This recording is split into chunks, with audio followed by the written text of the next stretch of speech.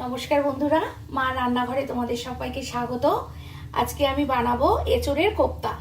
এর জন্য আমি দেখো এখানে 400 গ্রাম মতো এঁচোড় নিয়ে নিয়েছি। 400 গ্রাম মতো এঁচোড় নিয়ে নিয়েছি। এটা আমি এখন প্রেসার কুকারে সেদ্ধ করে নেব। আর এখানে আমি নিয়ে নিয়েছি মটর ডাল। মটর ডাল এখানে আছে 100 গ্রাম মতো। 100 গ্রামের একটু বেশি আছে। আমি আগের দিনকে ভিজিয়ে রেখেছিলাম। এখন এটা আমি বেটে নেব, মিক্সিতে এটা বেটে নেব। আর এঁচোড়টা আমি কুকারে সেদ্ধ করে নেব। তারপর চলো দেখাচ্ছি।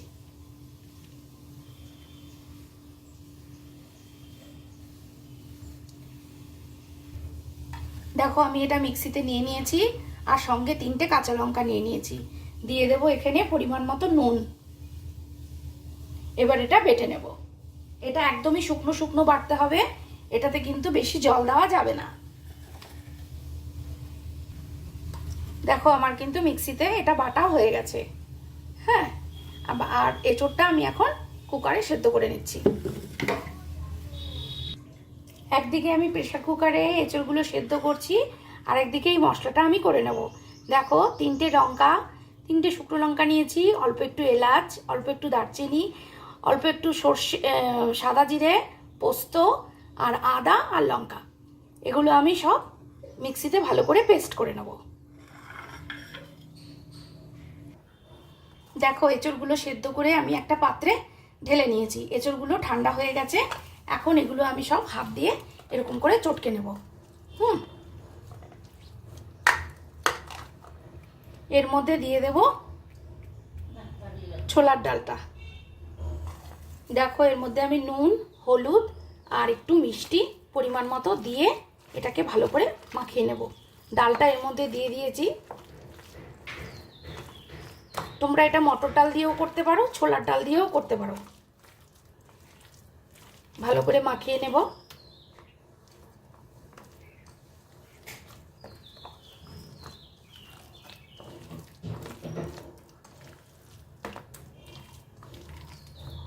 দেখো ভালো করে মাখানো হয়ে গেছে। এবার আমি এটা রেখে দেব।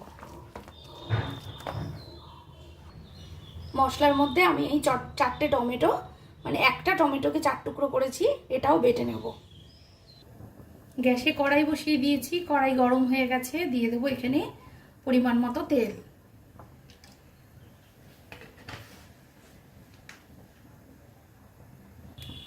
তেল গরম হয়ে গেছে। এবার এই বাটাটা আমরা আমাদের হাতের শেপ অনুযায়ী, মনের যেটা তোমার ভালো লাগে, হ্যাঁ, গোল গোল হতে পারে, আমি এইভাবে দিলাম। এরকম করে সম্পূর্ণটা ভেজে নেব।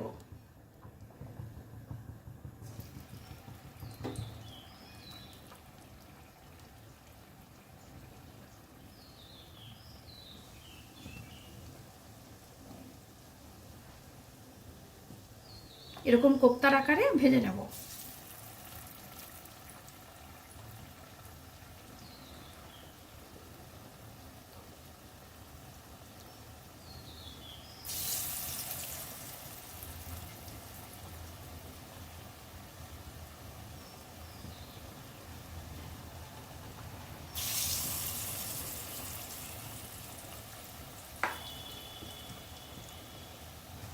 দেখো আমি কয়েকটা বানিয়ে ছেড়ে দিয়েছি। এটা লাল লাল করে ভেজে ওঠাবো, ততক্ষণ ভাজতে থাক। এগুলো এক এক করে এবার উল্টে দেবো।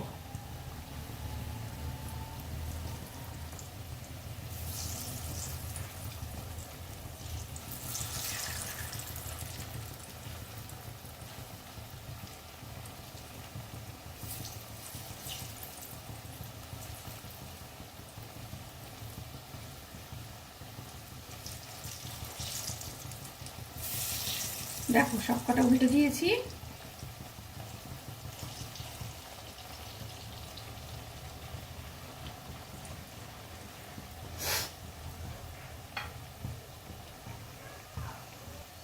কোপ্তাগুলো কিন্তু একদম রেডি হয়ে গেছে। এগুলো আমি তুলে দেবো এক এক করে।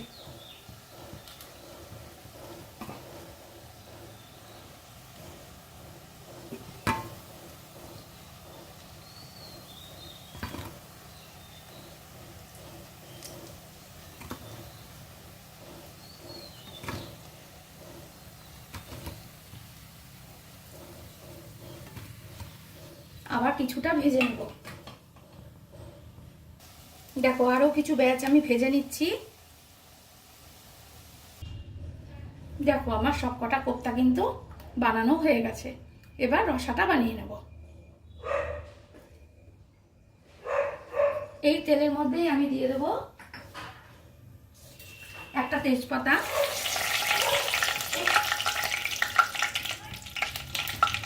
আর এতটা মতো সাদা জিরা।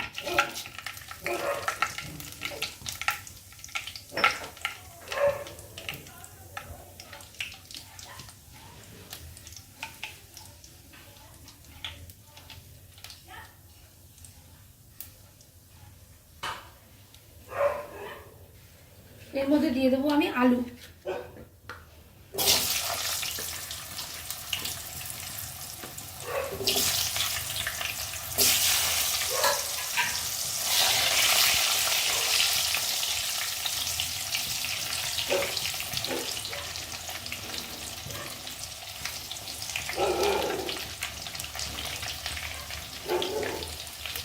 আলুগুলো ভাজা হয়ে গেছে। এর মধ্যে দিয়ে দেবো স্বাদ মতো নুন। নুনটা একটু বুঝে দিতে হবে, কারণ আমি বড়ার মধ্যে কিন্তু নুন দিয়েছি। কোপ্তার মধ্যে দিয়ে দেবো স্বাদ মতো চিনি,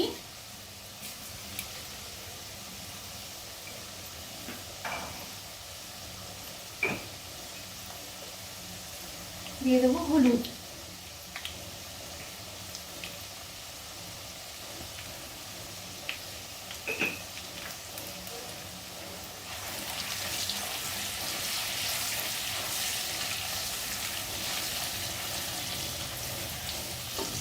এর মধ্যে দিয়ে দেবো বেটে রাখা মশলাটা।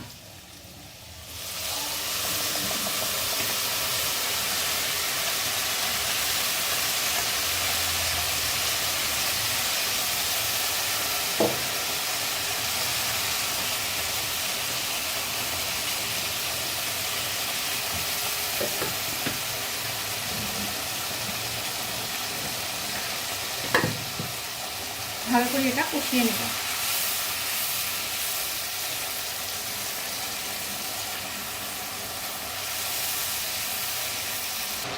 দেখো মশলাটা কিন্তু একদম ভাজা ভাজা হয়ে গেছে, তেল ছেড়ে দিয়েছে। এর মধ্যে দিয়ে দেবো আমি এখন মিক্সির ধোয়া জল। মিক্সিটাকে ধুয়ে রেখেছিলাম, তার জল দিয়ে দেবো।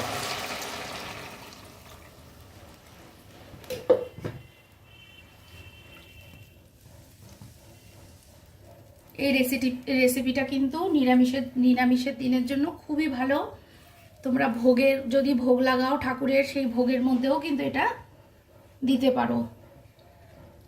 ছোটোখাটো ঘরোয়া অনুষ্ঠানে এটা কিন্তু খুব ভালো একটা রেসিপি, সবার ভালো লাগবে। ঝোলটা ফুটতে দেব। ঝোল কিন্তু একদম রেডি। এই সময় আমি এই বড়াগুলো দিয়ে দেব। বড়া দিয়ে কিন্তু বেশি ফোটানো যাবে না, কারণ আমার এইখানে এঁচোড় সেদ্ধ করা আছে,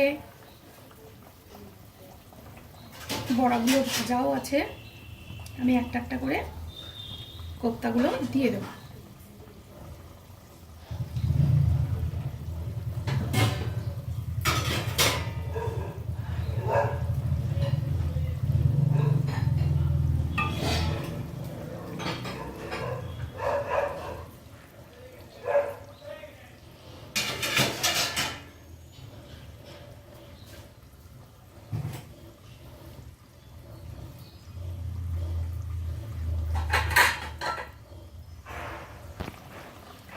এঁচোড়ের কোপ্তা কারি একদম রেডি।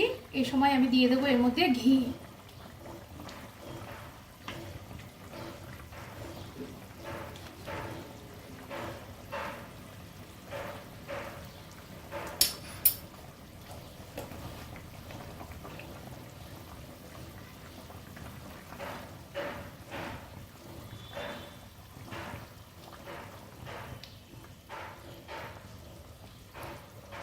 ব্যাস, ভিডিওটা যদি ভালো লেগে থাকে প্লিজ লাইক কমেন্ট করো, আর সাবস্ক্রাইব করে আমার পাশে থেকো। তোমরা ভালো থেকো, সুস্থ থেকো, টাটা। এইভাবে কোপ্তা কারি খেয়ে আমাকে প্লিজ কমেন্ট করে জানিও।